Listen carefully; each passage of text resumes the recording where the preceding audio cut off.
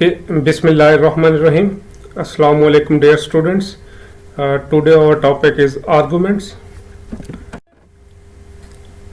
अब argument होते क्या है? An argument is a sequence of statement. The last statement is concluding and all preceding statement are premises या hypothesis.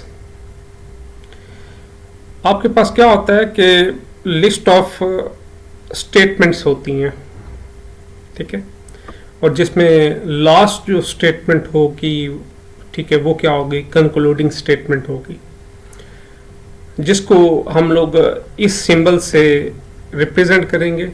ये 3 dots दिए हुए हैं, ठीक है, जिसको हम देयरफॉर पढ़ते हैं। जैसा कि M1 एक स्टेटमेंट है, M2 एक स्टेटमेंट है, M3 एक स्टेटमेंट है, M4 एक स्टेटमेंट है, ठीक है, और M4 क्या है? एक कंक्लूडिंग स्टेटमेंट है, और बाकी क्या है? प्रिमिसेस स्टेटमेंट कहते हैं, ठीक है। इसी तरह एक और एग्जांपल दी हुई है आप लोगों को। If Tariq is not on team A then Hameed is on team B. दूसरी स्टेटमेंट है, if Hamid is not on team B then Tariq is on team A. Third statement जो कि कंक्लूडिंग स्टेटमेंट है, Tariq is not on team A और Hameed is not on team B, ठीक है। इसी तरह वेरिएबल की फॉर्म में लिखा हुआ है P इम्प्लाइज Q, ठीक है, दूसरी स्टेटमेंट P है, और देन थर्ड जो है स्टेटमेंट कंक्लूडिंग स्टेटमेंट है, ठीक है, जो कि Q है। अब वैलिड और इनवैलिड आर्गुमेंट होते क्या हैं? When all statement are true and concluding statement is also true, then argument are valid, ठीक है। कि हमारे पास तमाम स्टेटमेंट दी गई थी, जैसा कि अभी हमने देखा, ठीक है। फॉर एग्जाम्पल हमारे पास 3 स्टेटमेंट हैं, ठीक है, और एक कंक्लूडिंग स्टेटमेंट है। अगर वो 3 स्टेटमेंट भी ट्रू हों और साथ ही हमारी जो कंक्लूडिंग स्टेटमेंट है वो भी ट्रू है, तो देन हम कहेंगे कि हमारा जो आर्गुमेंट है वो क्या है? वैलिड है, ठीक है। तो शर्त ये है वो तमाम स्टेटमेंट ट्रू हो और देन कंक्लूडिंग ट्रू हो, ठीक है। अगर वो ट्रू हो जाती हैं बट हमारी कंक्लूडिंग स्टेटमेंट जो है फॉल्स हो जाती है, तो तब हम कहेंगे हमारा जो आर्गुमेंट है वो क्या है? इनवैलिड है। अब इसकी एग्जांपल हम नेक्स्ट देखते हैं वो कैसे होगी। अब देखें इस एग्जांपल में, ठीक है, show the following argument is valid और नॉट, ठीक है। अब हमने ये देखना है। अब देखिए हमारे पास एक स्टेटमेंट है P इम्प्लाइज Q, दूसरी स्टेटमेंट है P, और तीसरी जो Q स्टेटमेंट है वो क्या है? एक कंक्लूडिंग स्टेटमेंट है। वन बाय वन हमने क्या किया? P Q और देन P इम्प्लाइज Q भी फाइंड कर लिया, उसके बाद P हमने दोबारा लिख लिया, ठीक है। अब हमने क्या कहा था कि आर्गुमेंट वैलिड कब होगा? जब हमारे पास बाकी स्टेटमेंट भी ट्रू हो और साथ ही कंक्लूडिंग स्टेटमेंट भी क्या हो? ट्रू हो। अब यहां पे देखें मैंने कंक्लूडिंग स्टेटमेंट को रेड कलर कर दिया है। अब देखें P इम्प्लाइज Q क्या है? ट्रू है। उसके बाद दूसरी स्टेटमेंट P थी वो भी क्या है? ट्रू है, और साथ ही हमारी Q जो कंक्लूडिंग स्टेटमेंट है वो भी ट्रू है। अब बाकी स्टेटमेंट को देखें, कहीं ऐसे स्टेटमेंट नहीं है जिसमें बोथ P इम्प्लाइज Q और P ट्रू हों, ठीक है। तो ये जो शेडेड जो रो है ये इसको क्या कहेंगे हम लोग? क्रिटिकल रो, ठीक है। तो अब हम कह सकते हैं कि हमारा जो आर्गुमेंट है ट्रू है, ठीक है। आर्गुमेंट ट्रू कब होगा? वैलिड कब होगा? हमने कहा था कि जब तमाम स्टेटमेंट ट्रू हो और साथ ही हमारी कंक्लूडिंग स्टेटमेंट भी क्या हो? ट्रू हो, तब हम कहेंगे कि हमारा जो आर्गुमेंट है वो क्या है? वैलिड है, ठीक है। तो we see that all statement are true and concluding statement is also true, we will say that the argument is true. ठीक है, नेक्स्ट चलते हैं। अब देखें, एक P implies Q है, एक स्टेटमेंट, दूसरी स्टेटमेंट Q है और एक कंक्लूडिंग स्टेटमेंट क्या है, P है। उसी तरह आपने P implies Q फाइंड कर लेना है। ठीक है, Q को आपने एज इट इज वैसे ही लिख दिया। ठीक है, और जो आपके पास कंक्लूडिंग स्टेटमेंट है उसको रेड कलर दे दिया। अब देखिए, आपके पास पहली जो रो है, क्रिटिकल जो रो है, उसमें P implies Q की वैल्यू भी क्या है, ट्रू है। Q की वैल्यू भी क्या है, ट्रू है। और हमारे पास जो कंक्लूडिंग स्टेटमेंट है वो भी ट्रू है। इसी तरह अगर हम थर्ड रो पे आते हैं तो पहली स्टेटमेंट ट्रू है, दूसरी स्टेटमेंट भी ट्रू है, लेकिन जो हमारे पास कंक्लूडिंग स्टेटमेंट है वो क्या है, फॉल्स हो रही है। तो हमारे पास क्रिटिकल जो रो है वो फेल हो रही है। तो हम कह सकते हैं कि हमारा जो आर्गुमेंट है वो इनवैलिड है। ठीक है, क्योंकि हमने पढ़ा था कि हमारे पास तमाम स्टेटमेंट के साथ साथ जितनी भी कंक्लूडिंग स्टेटमेंट हैं वो तमाम ट्रू होना लाजमी है। कोई एक भी फॉल्स हो जाती है तो हमारा जो रिजल्ट है वो क्या होगा, इनवैलिड होगा। हमारा आर्गुमेंट क्या होगा, इनवैलिड होगा। नेक्स्ट चलते हैं।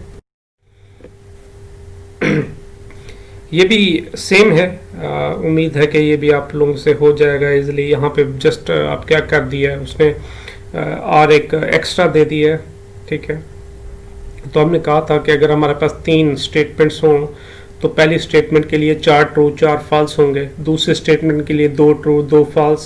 ठीक है, और थर्ड के लिए क्या होगा, 1 ट्रू होगा 1 फॉल्स होगा, बाकी रूल सेम है। ठीक है, उम्मीद है कि ये आप लोगों से हो जाएगा।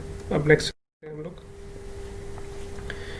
अब देखिए हमारे पास इंग्लिश लाइक सेंटेंस दिए हुए हैं और अब हमने क्या करना है, पहले तो उसको लॉजिकल फॉर्म में कन्वर्ट करना है और देन हमने ये देखना है कि हमारा आर्गुमेंट ट्रू है या वैलिड है या इनवैलिड है। अब देखिए वही एग्जांपल है जो कि हमने प्रीवियस देखी थी। If Tariq is not in team A, ठीक है, then Hameed is in team B. ठीक है, तो मैं Tariq is in team A, मैं इसको रिप्रेजेंट कर देता हूं पी से। उसके बाद क्या है, Hamid is in team B, इसको मैं किससे रिप्रेजेंट कर देता हूं, क्यू से। ठीक है, अब देखें पहली स्टेटमेंट की तरफ। If Tariq is not in team A, ठीक है, नॉट का वर्ड यूज हुआ है तो इट्स मीन के जो हमारे पास पी है इसके साथ क्या आएगा, निगेशन आएगा।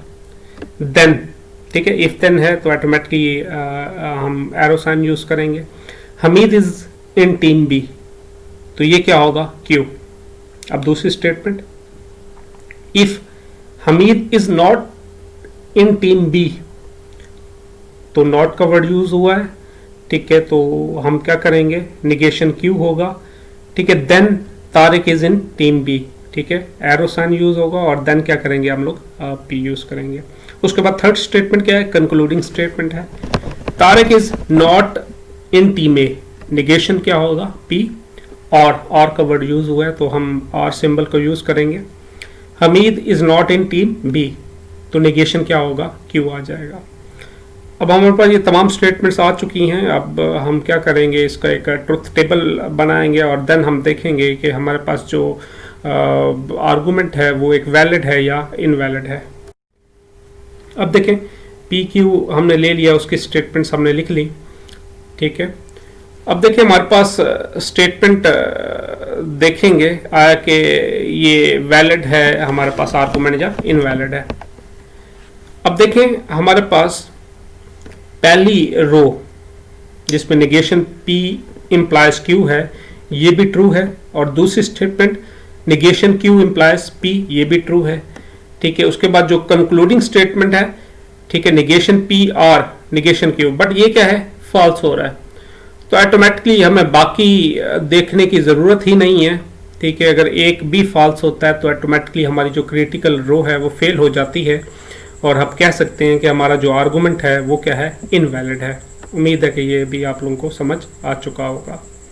आपको डायरेक्ट स्टेटमेंट भी दी जा सकती हैं, ठीक है, आप लोगों को इंग्लिश सेंटेंस भी दिए जा सकते हैं, उसमें आपने कन्वर्ट करके ट्रुथ टेबल बनाना होगा।